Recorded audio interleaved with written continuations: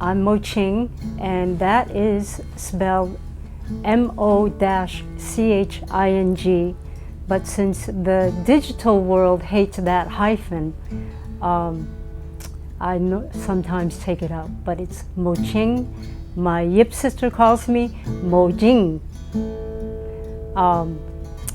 So I was born in Hong Kong in 1954, so they say, and I was orphaned along with 64 other little girls, and we lived in Sha Tin, and it was a Christian mission run home for little orphans. And it's a very fascinating story. There was a book written about this orphanage, and we are called the Yip family of Ama Rock. And if you want this book, it's on Amazon. So the head of the orphanage was Miss Dibdin, who was an artist, and she had a spiritual awakening, a calling to rescue children in third world countries. She actually wanted to be in Africa, but the church sent her to Hong Kong, where the aftermath of the Japanese invasion of Asia was so catastrophic. So the church sent her there, and she set up 3 orphanages. And if anybody knows about the Chinese culture, they're not very kind, especially to girls. So if you're born a girl, that is very tragic for the family, because boys are more important than girls, even to this day. So So there we were, 64 little girls, and the only boys that were in this orphanage were 3 males who had some kind of deformity. So, but we didn't know any of this. So we were very innocent in this orphanage, being very well taken care of by the church offerings. And we had 3 meals a day. We were never cold. We had very good care. We even had school every day. So there was a program. And so we saw each other as one big happy family. There was no abuse that I know of. There was no television, no radio, no newspapers, only the books the textbooks from school. So it was a very, very innocent time. And then one day, one by one, all of our photographs were taken. For some reason, there was this feeling that we were all leaving. So the 10 girls in my age group were adopted into American families. The 21 of the youngest group went to New Zealand to be adopted to families there. The final 21 girls were too old to be adopted, so Miss Dibdin adopted all 21 of them and brought them to London, and they were quite the media sensation. So it's interesting about adoption. Very few people know that up until the Korean War, there were no international adoptions, only domestic. And so when the Korean War happened, a lot of the GIs brought home stories of these orphan kids in Korea. And it was a tragedy that if you were a Korean child and you lost your parents in the war or whatever, and no in-laws or relatives would take you in, you were considered, your birthright was removed and taken away from you, and nobody should take care of you. So there was a humanitarian cry to take care of these orphan kids. So from there, adoption opened up to include international children, and that's where my adoption came in. And my family adopted another child, but we're not blood related. So she came first in 1956. I arrived in 1963. I was 9 years old when I was adopted and brought to the States, and I had no idea what was going on, but as a child, you just follow. And I had a dream before I left Hong Kong about this house and a stone wall with snow falling. And it turned out it was the house that I was to be adopted into. So my family were in their late 50s when they adopted me, and they had 2 sons of their own, and my mom had always wanted 2 girls, but she had an early hysterectomy, so she was still wishing and hoping. So when international adoption opened up, she was able to have her dream fulfilled. I did not speak English, only rudimentary words, but I had a thing for language. And maybe that's why I was also drawn to music. So I pick up language very easily, and I can learn it easily, and not as easy as before. Now I have to study a lot more, but when I hear it, I can. So the languages that I can be proficient at, if I practice more, is French, German, a little bit of Tagalog from the Philippines, and a little bit of Spanish. So, but I do love language and music. I speak Cantonese, which is a very different dialect from Mandarin. I find Cantonese is a little sweeter to the ear than Mandarin. And I find some of the dialects in Chinese are very harsh.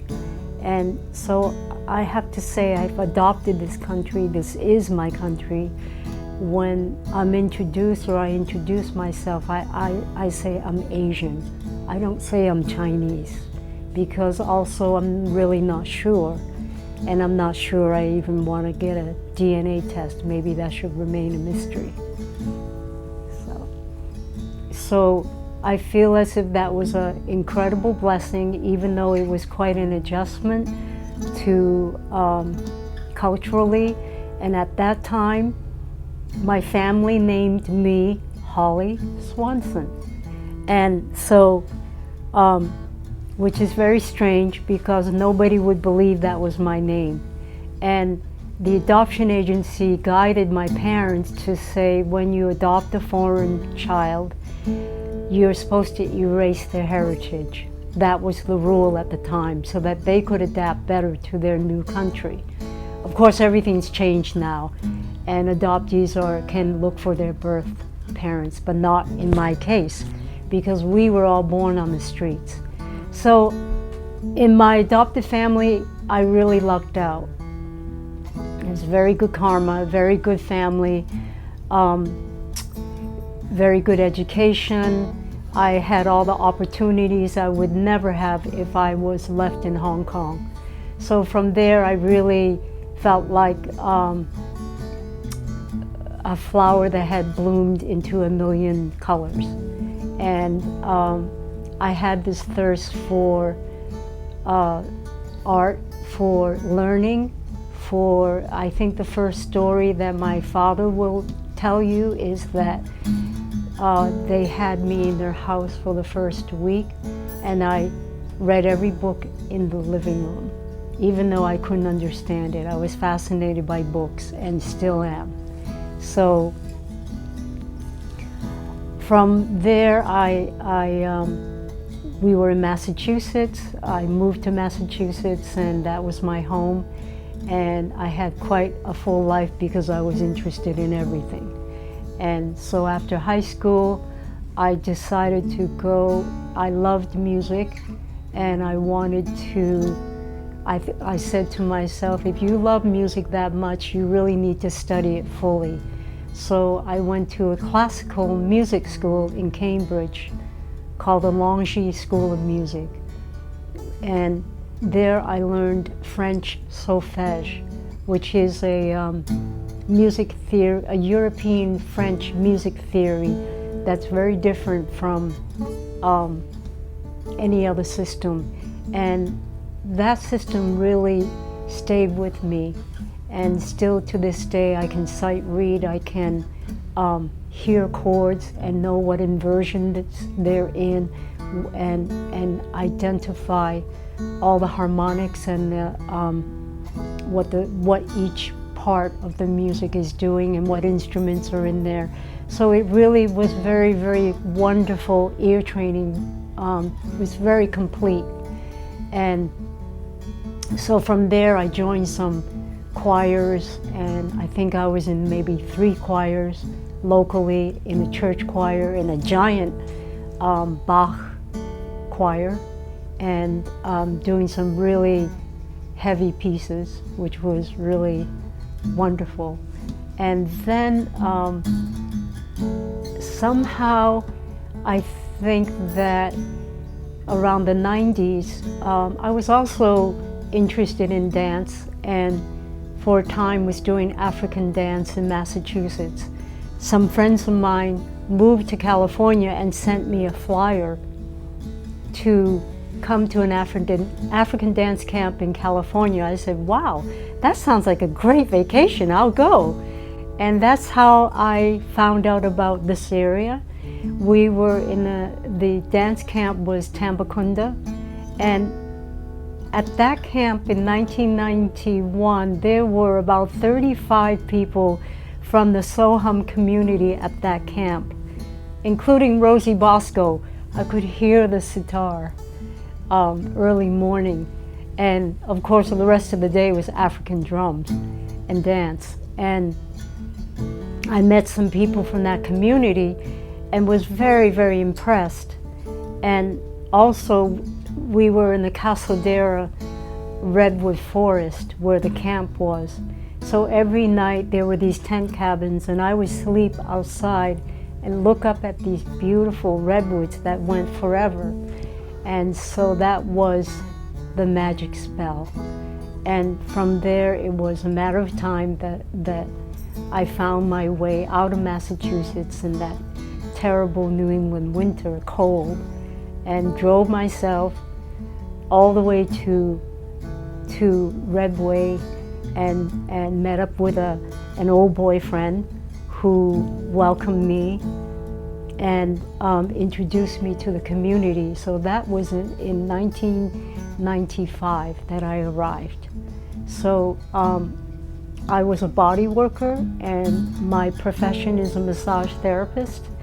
And I'm very thankful that I've had that career. It's been very, very fulfilling even to this day. I have an office at the Solar Suites, and I've been there in that office for over 5 years. But I've been doing massage ever since 1991. And that became also my calling card here in this community. And so for a time I did not do very much music, but then I got into Indian music, which is bhajans and devotional music, because I met a guru named Amritananda, and Amachi as people refer to her, the hugging saint. And so I joined that group and am still part of that group, where we have satsangs every 2 weeks. Now we're on Zoom since the shutdown.